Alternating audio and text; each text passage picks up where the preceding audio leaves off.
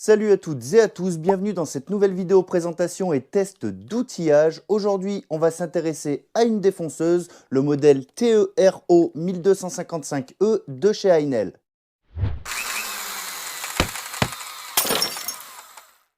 Avant de commencer, on va procéder à un petit tirage au sort. Vous le savez, chaque mois avec Heinel, on vous donne l'occasion de gagner une machine présentée en vidéo. Donc celle-ci en fera partie. Mais pour l'heure, il est temps de passer donc, comme je vous le disais, au tirage au sort de la machine du mois dernier. Il y avait en fait deux machines présentées. Il s'agissait des perforateurs de la famille Heroco de chez Heinel. Le gagnant aura le choix du modèle qu'il souhaite acquérir. Donc on passe tout de suite sur le PC. Alors, on va comme d'habitude récupérer le lien de la vidéo en question. Donc, pour rappel, il y avait une petite subtilité pour ce tirage. Il fallait absolument mettre un petit emoji pouce en l'air pour que le commentaire soit validé. C'était indiqué dans la vidéo et ça permettait vraiment de sélectionner les personnes qui regardent la vidéo dans son entièreté, qui sont vraiment intéressées par l'outil et qui ne sont pas là que pour gratter le concours. Donc voilà, là on va procéder au premier tirage et le gagnant est Yannick Evrard qui nous dit c'est le Hey Rocco en hommage à un acteur connu avec ses deux batteries et sa grande mèche. T'es con mon Yannick. Bon allez, on sélectionne le deuxième. Si Yannick ne se manifeste pas, ce sera... Et non, il n'y a pas le petit emoji pouce en l'air, donc ça c'est pas validé. Donc on recommence. Et ce sera Laurent Pagani qui dit salut Sylvain, le 18 volts m'a l'air super bien et bien maniable. Donc il y a bien le petit emoji pouce en l'air. Donc voilà, si vraiment Yannick ne se manifeste pas, c'est Laurent qui gagnera le lot. Et pour ce faire, vous avez 48 heures. Allez, on continue avec la vidéo.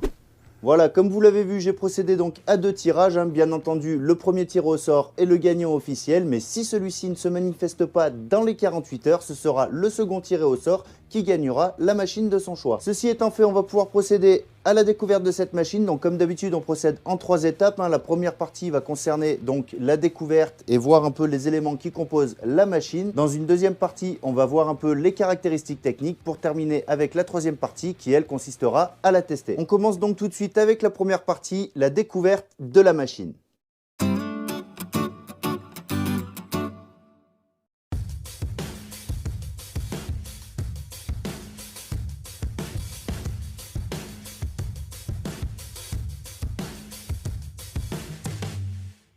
Alors bien sûr, cette machine vous sera livrée dans un emballage de type carton. Et dedans, on retrouvera bien entendu la défonceuse. On retrouvera aussi son guide parallèle sur lequel vous pourrez monter une pointe un peu style compas pour pouvoir créer des usinages circulaires. Ensuite, vous aurez une bague de copiage d'un diamètre de 18 mm. Il n'y a qu'une bague de copiage et Heinel n'en propose pas de taille différente. On aura aussi bien sûr la clé pour pouvoir changer les fraises de l'outil. Et on aura deux pinces, donc une qui est montée sur la machine en 8 mm et une seconde de 6 mm. Pour finir, vous aurez bien entendu le manuel d'utilisation dans lequel vous pourrez notamment retrouver les vitesses de rotation en fonction de la sélection de la vitesse sur la machine. Alors d'un aspect général, la défonceuse bien entendu est carénée en plastique, ça c'est assez courant aujourd'hui sur les outils quels qu'ils soient. Ensuite on a le corps de la machine ainsi que la semelle qui sont en aluminium, et au niveau de l'ergonomie on a des poignées qui sont plutôt intéressantes, la prise en main est franchement bonne. On retrouve des grippes qui permettent une bonne adhérence. Ensuite au niveau de la plongée, ça c'est un point qui est assez important.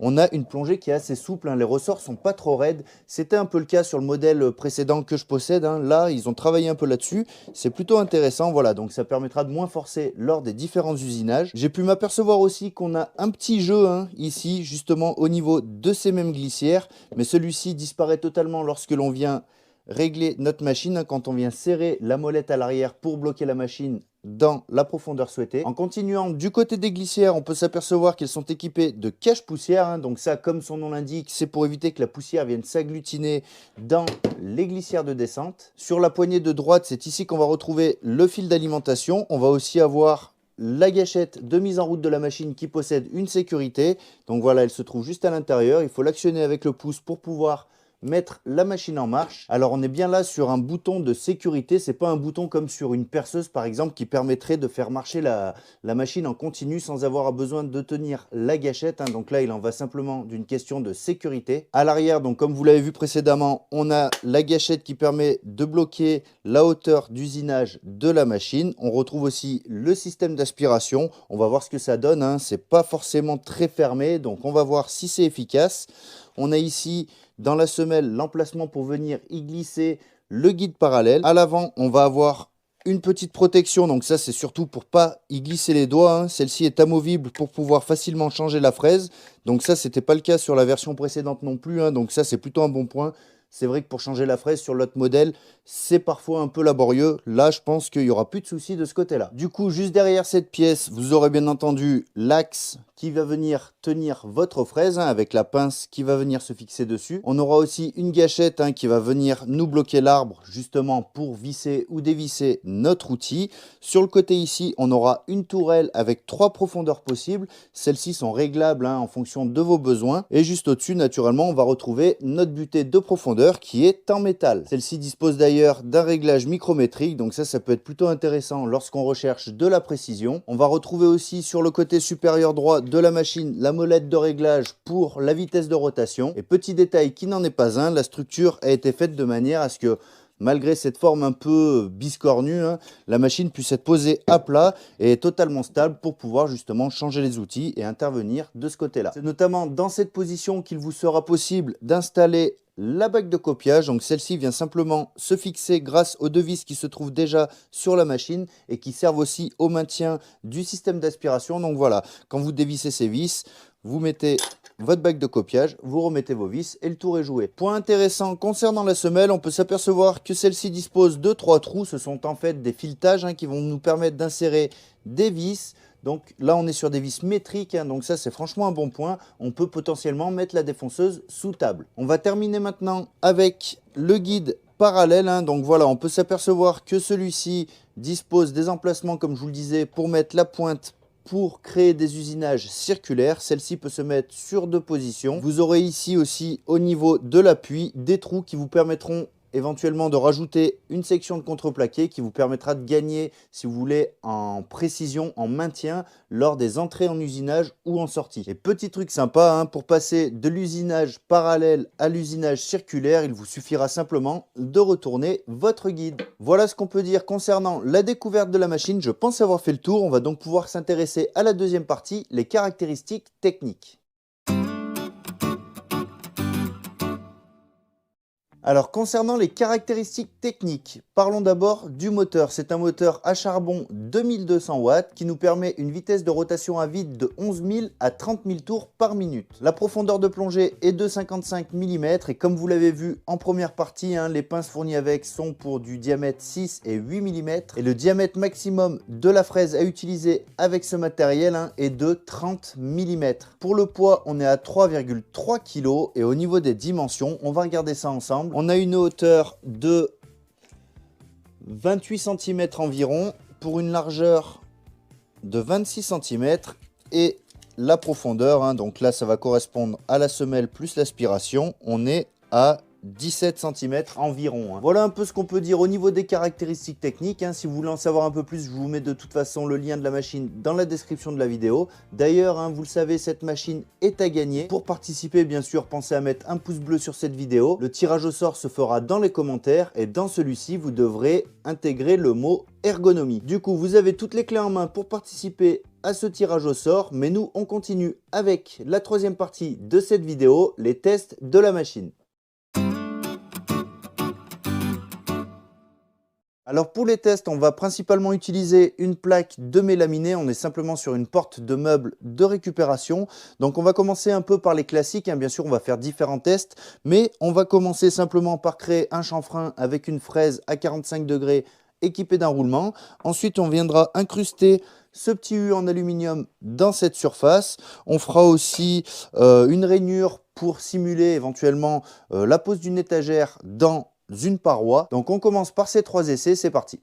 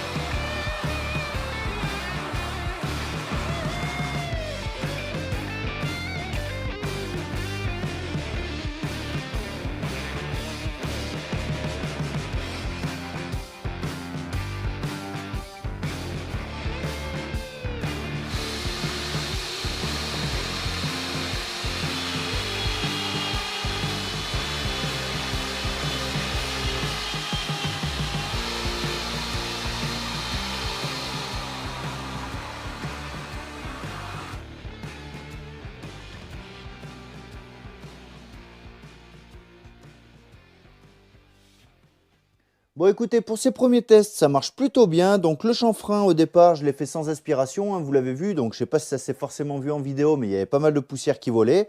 Après pour les rainures, j'ai cette fois-ci branché mon aspirateur et là vraiment, malgré ce que j'aurais pu croire en début de vidéo, l'aspiration est franchement suffisamment efficace. Concernant la précision maintenant, bah écoutez, franchement ça a l'air de faire le taf, ça vibre pas trop. Donc voilà, il n'y a pas de jeu au niveau de l'axe et ça c'est franchement nickel. Après pour ce qui concerne vraiment la coupe en elle-même, la qualité de coupe, ça va aussi beaucoup dépendre de l'outil que vous allez utiliser sur la défonceuse, hein. Si vous mettez des fraises pas chères, et ben le résultat risque de pas être aussi bien. Bref, on va continuer dans notre lancée. Là, cette fois-ci, on va essayer une coupe circulaire. Donc pour ça, on va utiliser le compas. C'est parti.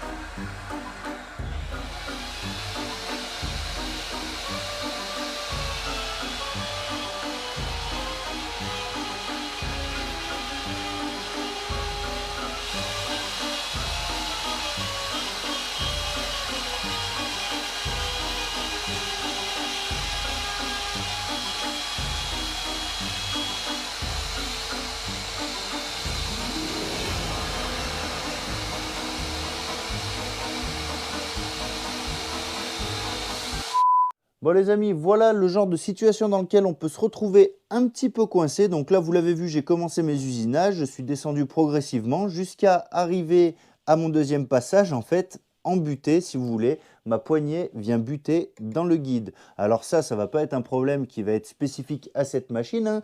Généralement, toutes les machines qui se veulent accessibles en termes de tarifs ont des accessoires qui sont mis là pour servir comme ça, mais c'est pas forcément optimal. Donc là, en tant que guide parallèle, il fonctionne très bien, mais lorsqu'on le retourne en guise de compas, eh ben, ça vient buter dans la poignée et on ne peut pas utiliser la totalité de la profondeur en fonction du diamètre, hein. Bien sûr, si là j'avais fait un cercle plus grand, le problème ne se poserait pas. Mais il se trouve que là, je voulais un diamètre de ce diamètre-là. Est-ce que c'est fait exprès ?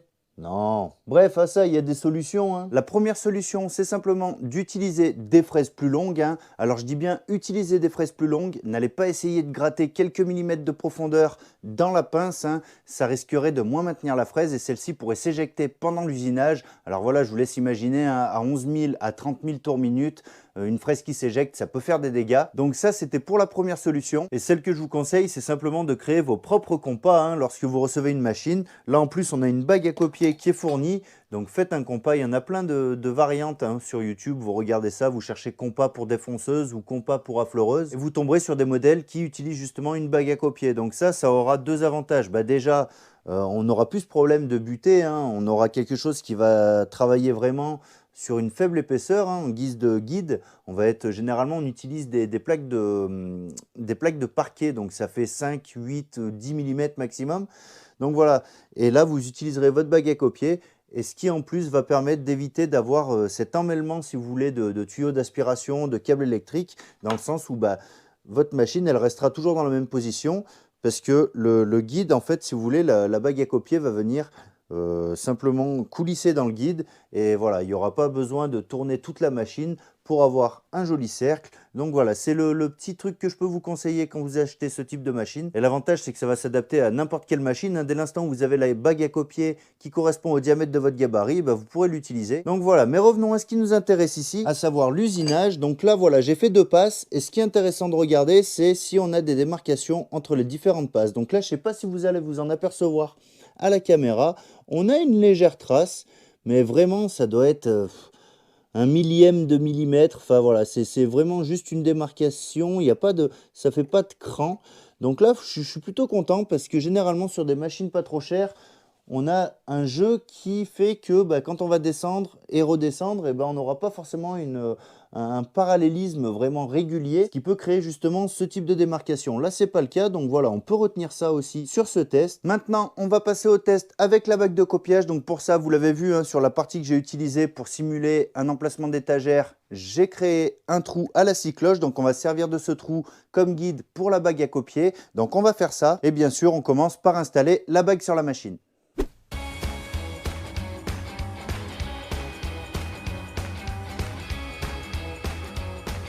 Petite chose intéressante à savoir, c'est que la bague au niveau de la fixation est usinée, donc avec un chanfrein, ce qui fait que ça épouse vraiment les têtes des vis et ça permet aussi de ce fait de bien centrer la bague. Donc voilà, on n'a aucun jeu de ce côté-là, elle est centrée dès l'instant où on la fixe. Tout est donc prêt pour passer à l'usinage, je m'équipe et on y va.